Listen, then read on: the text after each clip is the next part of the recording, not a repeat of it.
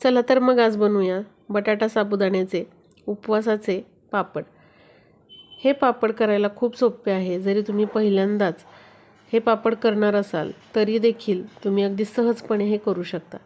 तर अगदी सोपी रेसिपी दिलेली आहे। चला तर बघूया हे पापड कसे करायचे। त्यासाठी पाव किलो बटाटे घेतलेले आहेत, त्यासाठी 1 वाटी भरून साबुदाणा घेतलेला आहे आणि साधारणपणे आपण 5 ते 6 हिरव्या मिरच्या घेतलेल्या आहेत। आता जो साबुदाणा होता तो आपल्याला हलकासा असा मंद आचेवरती मूठ शेका भाजून घ्यायचा आहे आणि त्यानंतर थंड झाल्यानंतर साबुदाण्याची पूड करून घ्यायची आहे मिक्सरमध्ये। आता बटाटे जे आहे तर ते उकडून घेतलेले, उकडून थंड झाले की त्याची सालं काढून ते अशा प्रकारे आपल्याला किसून घ्यायचे आहेत। आता किसलेल्या बटाट्यामध्ये हिरवी मिरची टाकूयात। हिरवी मिरचीचं प्रमाण कमी अधिक तुम्ही करू शकता। आता जे आपण साबुदाण्याचं पीठ करून घेतलेलं त्याची अर्धी पावडर आपण यामध्ये टाकणार आहोत। चवीनुसार मीठ टाकणार आहोत आणि हे आपल्याला सगळं चांगलं एकजीव करायचं आहे। आता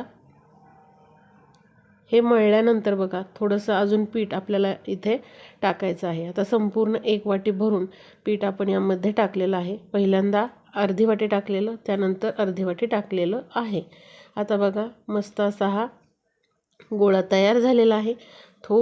अगदी थोडंसं तेल लावून घ्यायचं आणि फक्त 10 मिनिटांकरता झाकून ठेवायचं आहे। जास्त वेळ ठेवू नका, नाहीतर हे काळं पडतं, पापड काळे होतात।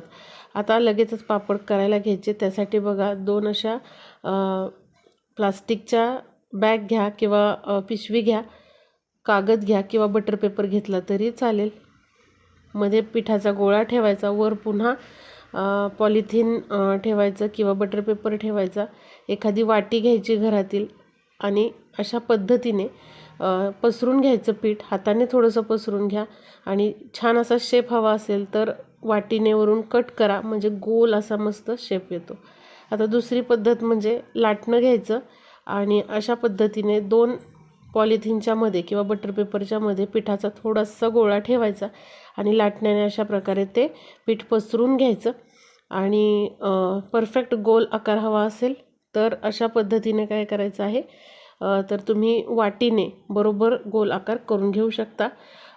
हे पापड अशा पद्धतीने पॉलिथिन पेपरवर वाळत ठेवायचे आहे। साधारणपणे 2 ते 3 दिवस आपण हे उन्हामध्ये छान असे कडकडीत वाळून घेतलेले आहे। एखाद्या हवाबंद डब्यामध्ये किंवा मोठ्या पॉलिथिनच्या बॅगेमध्ये तुम्ही हे साठवून ठेवू शकता। उपवासाच्या दिवशी हे तुम्ही तळून खाऊ शकता।